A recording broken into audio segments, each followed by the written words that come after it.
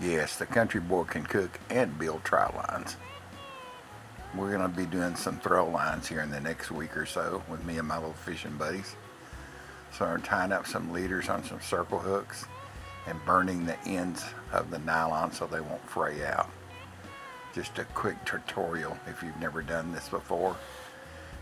Just cut your, it's just a regular nylon, and cut it to the lengths you want. Grab both ends of it, put it over a candle. Be careful because yes, the end is hot where it melts, but my tofu fingers, it don't matter. I've done, I don't know, thousands of these before.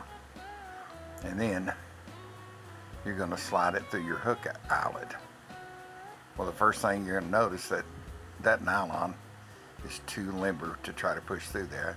So I take a piece of heavy monofilament, you can barely see it there, and I run it through the eye of the hook, what I would call the front side, the side that the hook point is at.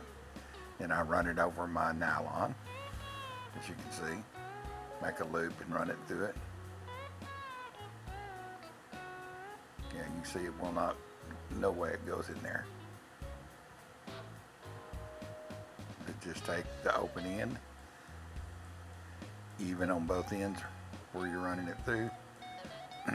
Grab the monofilament and the hook. Be careful. These are circle hooks and they're really sharp. And just pull it through like threading a needle. Except a big eyelet on the needle. And I go across the front of the hook and go to the back. I twist it one time all the way around and pull it back, and you'll see it makes a nice neat knot on the hook, on the shank of the hook. I don't know how thousands of them these I made with my dad and my uncle and my cousin. I mean, it was a summertime ritual to run trout lines. And then as a kid, we would do throw lines from the bank, and that just a heavy cord with 2 or 3 hooks on it and a weight. Throw it out there, and kind of like a trout line, except it's not across anything and you're not running in a boat. You're just pulling it from the bank. And about an hour or two later, pull it back up and see what you got on it. Where we're going, I'm going to let my neighbor boys, Hudson and Porter, have one each. I think the state of Texas says you can only have 5 hooks on them. We'll just have 3. And first thing they're going to do is catch some bluegill or perch or whatever bait fish we're going to put on it. And these are pretty decent hooks. And then we're going to bait it up with the, there they are, with the live bluegill or pieces of cut bait. And then you attach them to these on, these are snaps, quick snaps. You can see I've got the end tied, the 2 ends, and I'm burning the ends on that again. Making sure all the frays doesn't come apart and make a mess. I mean, it really wouldn't hurt anything, but it could possibly pull the knot loose if it frays out. Excuse me. Allergies.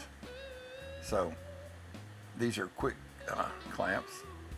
So you just run it through the eyelet, and at the end of that, open it up, put the hook through, and voila. And what are those used for? Those are, you can take and however you want to store your hooks. I always take my hook and put it in the end of the next quick clamp, and then put another one, and then roll them up on a spool. That way the hooks don't get all messed up and stuck into each other. Yeah. You can see I'm just sliding it through the end. It's an easy process. It takes a little bit of time, but it's well worth it.